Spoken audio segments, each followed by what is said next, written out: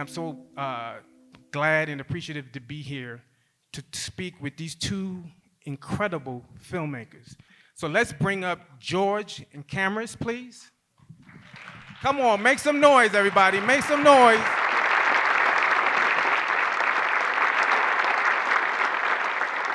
Sit down, let's talk. Okay, family. Let's talk family. The African American experience, the Afro immigrant experience. Let's talk about what drew you to creating some amazing art. And let's start with you, George, on family. What was that? Because Ousmane is so incredibly powerful, where you have a black man who is the center of his family, and he pours out his love to his family, but also to his neighbor. So tell me, when you were working on this project, before the lights, before the funding, tap into your experience with your family. Yeah, so on '03, I mean, I grew up in Brazil, like I mentioned before. In '03, I moved to Canada, and it felt like a big cultural shock. You know, all of a sudden, in Brazil, we are like multicultural. There's like, there's problems, but there's a thing like, in Canada, I felt like I was complete, I kind of like, I didn't exist. So it felt like completely, like people would walk by me, I felt like a ghost, So it was a very weird sensation that I never experienced prior.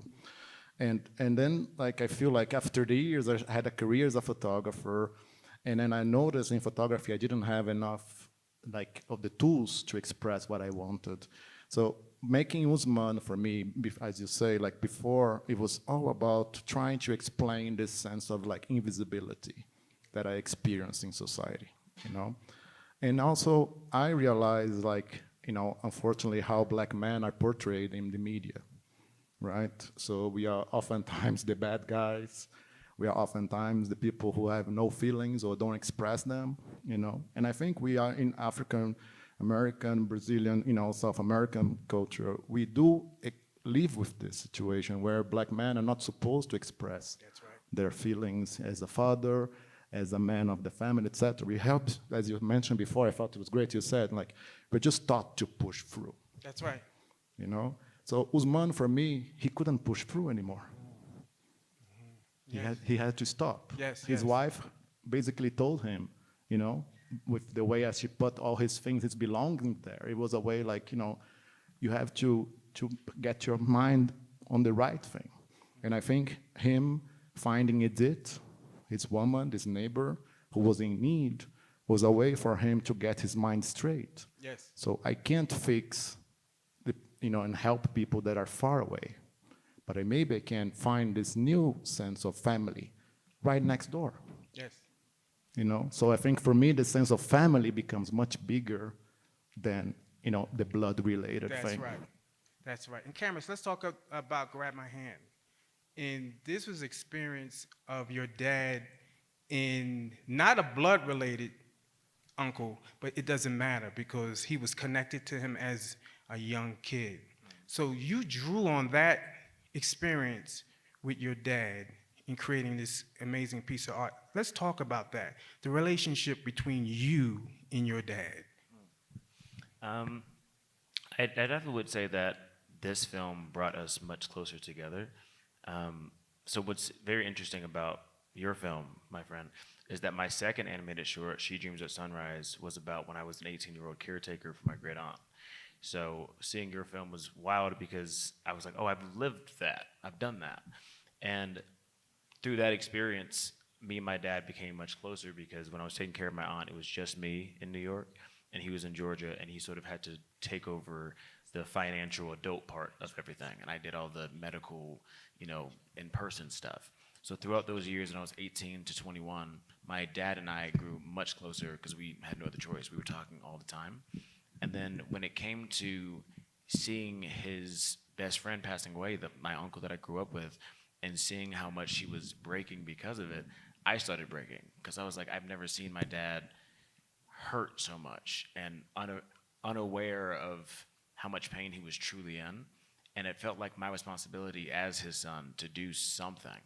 So it's funny because Grab My Hand, when I made it, I didn't even think of it as a short. I just called it an animated project because it wasn't a short film. It was just a thing. It's kind of like when you're a kid and you make like a Happy Father's Day like construction paper card. That's kind of what it was. I like had a friend and said, hey, I gotta do this thing for my dad now, like ASAP. I need him to cry today. You know? So we were making funny enough, we were making an animated short, and he was like, let's put that to the side and then make this for your dad. And we took like 2 to 3 months and just knocked it out. And then funny enough, there was not even any music on it when I made it. A random friend, not even a friend, a random guy from high school was like, hey, I see that you're a filmmaker now. If you need any music for any projects that you're working on, please let me know. And I was like, okay, I'm not gonna pay you, but I have this thing that I'm making for my dad if you want to try it out. And he threw some music on there, and me and my co-director were like, oh, okay, well, we need to keep this. Yes. But anyway, so this is my long story of saying, me and my dad have grown so close over the years, but Grab My Hand has like grown us as close as humanly possible. And let's, as filmmakers, I remember when I did Straight Outta Brooklyn, and I screened it for the first time without an audience. I had my family and close friends with me. Take me there, take us there, before the audience. When you screened your film for the first time and the lights came up, what was your reaction? Me? I Yes. start. For me, like Ousmane is like so personal as it is for Camrus too. I literally cannot breathe for 25 minutes. My heart is pounding, you know, like I'm like, oh my God. And the photos you see, those are my relatives who actually passed away. So that's my mother, my father, my brother who passed. So for me to put them there, it's almost like they could live forever. I'll tell the 2 stories. I'll say the first time I showed my dad and the first time I saw it on the big screen. My dad came to visit me, and I didn't tell him that I made it, obviously. So we were laughing about something in the living room, and I was like, I just plugged in my laptop to the TV because I didn't know how to bring it up. So I was like, yeah, totally. So I made this thing, and we're going to watch it now. And he was like, okay. So we watched it, and every now and then, like, you know, you're showing a friend a movie, and you're kind of like, every now. So I was looking, and the whole time he didn't move. He just stared straight. And as soon as the credits rolled, he just started bawling and just kept saying, this is amazing, this is amazing. And then we hugged, and then we cried. So that was when I showed my dad. The first time I saw it on the big screen, since I didn't even think of this as a film, and I didn't think of myself as a director, seeing it on the big screen, seeing people cry, I was like, what am I doing here? This is so weird. So I'll never forget it because I guess I never planned to be a director this soon. So when I saw my film on the big screen, I think it still took a few festivals to realize, like, oh, I made a film. I'm a director now. Because when I submitted the film and it said, who's the director, I asked my animator, who's the director? And he was like, both of us, I guess. I was like, okay, I guess it's both of us. You know, so for me, it was very surreal because every time I see it on the big screen, it's like, I can't believe that I'm really here as a director of this film. That's wonderful. Come on, get that up. All right, everyone. So I'd like to take the first question from someone. Does anyone have a question? Please raise your hand. Yes, sir. If we can get a mic. Hi, thank you guys so much for the films. And I guess my question that I wanted to ask is, like, can you talk about how these stories kind of start out for you guys, for like the genesis points? Is it you wake up one day and it's like, that's it? That's a very good question. It's a great question. It's a very good question. And so, yeah, let's dive into that, because that was one of my questions. Artistically, when does it hit you to begin this journey on each of your projects? I think like it came to me as like, I would say like an inspiration, you know, like in a weird way, like I saw the movie playing before my eyes and I was like, what is this? You know, and I had to kind of like write it down, you know, that I wanted to write about this black man that would help this white woman in need, you know. And I think like I've had help in Canada when I was going through like rough patches and difficulties from a white woman, you know, a similar age as Edith in the film. And I think in a weird way, I felt that she's not in need, but I felt like, I hope one day I get to pay back if she needs. You know, so I think that is kind of like the genesis of Ousmane, you know, like me projecting in the future that if this woman who helped me a lot, might need help, and I wish I can be there for her. I think every project of mine comes from a different place. I think some come from dreams, some come from lived experience, some come from personal stories of my own life. I think the stories that I make are the ones that I feel like I have to make. I feel like there's ideas coming and going in my brain all the time, and the ones that keep coming back, the ones that scare me the most oftentimes, are the ones that I feel like I have to create. Wonderful. We'll take the next question. Yes, sir. Hi, I just want to say thank you so much for showing both of your shorts. I really appreciate that. This question is for George. What is it like directing child actors, and can you have any advice to show kind of the natural, how they act in that short? Yeah, so I know I have this thing about, and I think a lot of people say that, casting is like 70 or 80% of the job, right? So I cast two real sisters to begin with, and Nadine, the mother who plays the mother, she was literally pivotal, and like she was like the key, because they were actually, it was, I have to say, it was COVID times. So we are in the middle of pandemic. I was scared to shoot the film in those conditions because I have an elderly woman, I have children, so I have the whole spectrum of trouble in front of me, And I was scared that it would show on screen. I would see people not being close enough and not being real. And the girls, they were climbing on Nadine, the actress, from minute 2. They were like sitting on her lap, like watching things on the iPad, or asking her to tell her stories. So in a way, in that set, and that's why I think filmmaking is such a magical thing. It feels like a family. Yes. From the technicians to the actors to everybody. When we shot scenes, there was so much respect, and I can see my script crying in the corner there.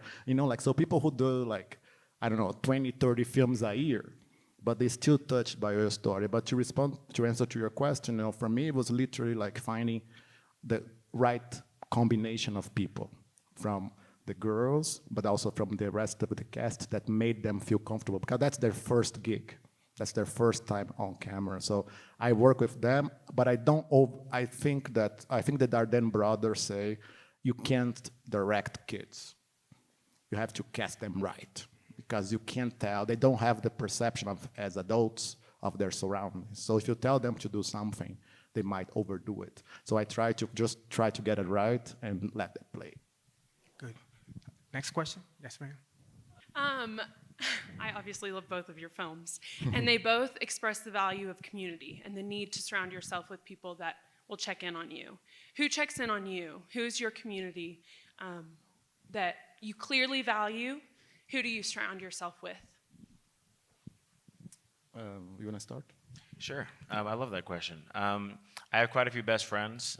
One would say too many. But in LA, where I live, my best friend Shannon Walsh, she's like my co-writer, but she's also my best friend. We go way back. And during 2020, when everyone sort of realized that mental health was a crazy thing that we've all sort of ignored for a really long time, I was talking to my therapist, my new therapist, and I was telling her that for a long time I was afraid to talk to my friends about how I was really, really feeling, because I don't want to scare anyone away. And then she was basically asking if you could call someone right now, who would it be? I was like, oh, my friend Shannon, like easily. And I started sort of figuring out who in my life those people were. And I realized there were quite a few best friends in my life that I just was too afraid to share my all with. And of course, when I shared my all with, they were like, great, this is my job as your best friend to know how you're feeling. So yeah, those are my people. And that's a good segue to gate check. It's a perfect segue to gate check, which is just checking in on a loved one to make sure that they're okay.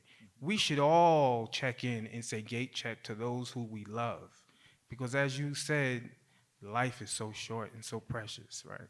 So let's talk. I want to talk to you in the meaning of gate check. I know I just expressed a little bit of it, but from you, the creator of that, how did that come about? Of course, it came from the connection between your dad and your uncle, but how did you hear it?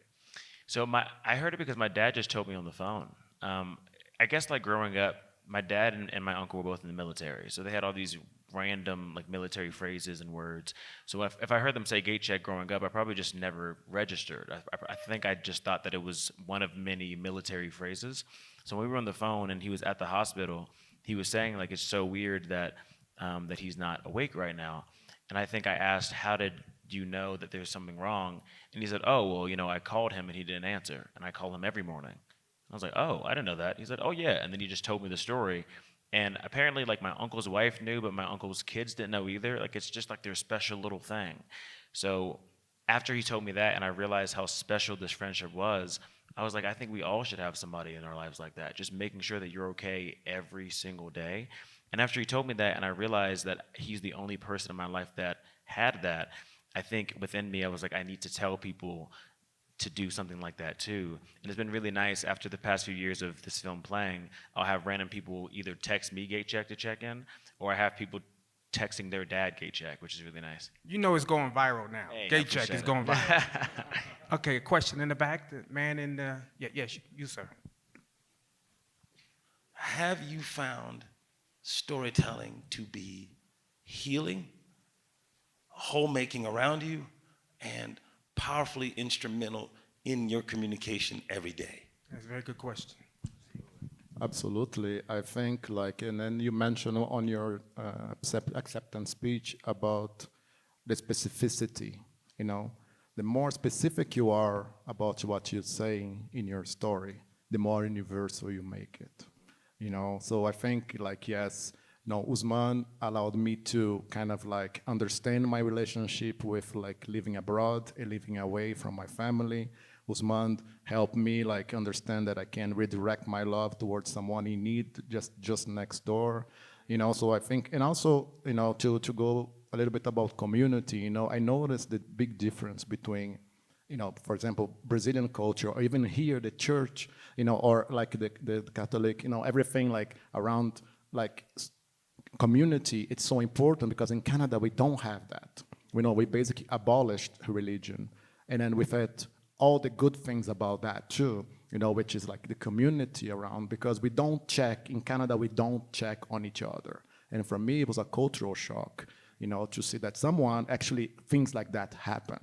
You know, someone can go unchecked for a very long time. You know, so for me, Ousmane, also as a message for the society where I live in, you know, like maybe we should review our ways and maybe we should check on our neighbors more often, you know. So yes, absolutely, it's a way for me to communicate my own feelings, but also the way I feel towards the society. It's wonderful, wonderful. Last question, one more.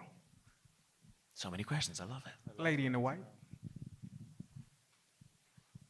Yes. First off, I'd like to say thank you. Your films are spectacular, and I resonated with both of them, from having an immigrant mother and having that near disconnect with my father and wanting to make that connection. So as an aspiring writer and filmmaker, what, other than, you know, wanting to say, I want to make this film, what was your first step to like getting on that process to making these beautiful stories that you did? Yeah, I think like, you know, choose a story that's burning in your heart, you know. Choose what's the most urgent. That's the first thing, you know, because you're gonna need so much endurance throughout the process, because, you know, if it's important to you, it will take maybe a while for people to understand why. So you need that endurance to push through and to, you know, get refused and don't give up and then continue on, you know. And so, and beyond the technical aspects of like getting, you know, having a routine about writing, etc., you know, because that's kind of like easy, you can find anywhere this information. But I think it's about, you know, choose the story that speaks to you the most, what's the most urgent. That's all, that's myself, how I choose the stories I wanted to tell. If it's burning, and then you said, if it scares me, that's my measure point. If I'm not scared, I shouldn't be doing the story. If I'm scared, then that's the story I should do, which is counterintuitive, right? So, but that's the thing that I think you should keep in mind as a filmmaker, because the more scared you are, because it shows your vulnerability, and the vulnerability hides the truth. So that's what you should be looking for when you're doing a project. Beautifully said.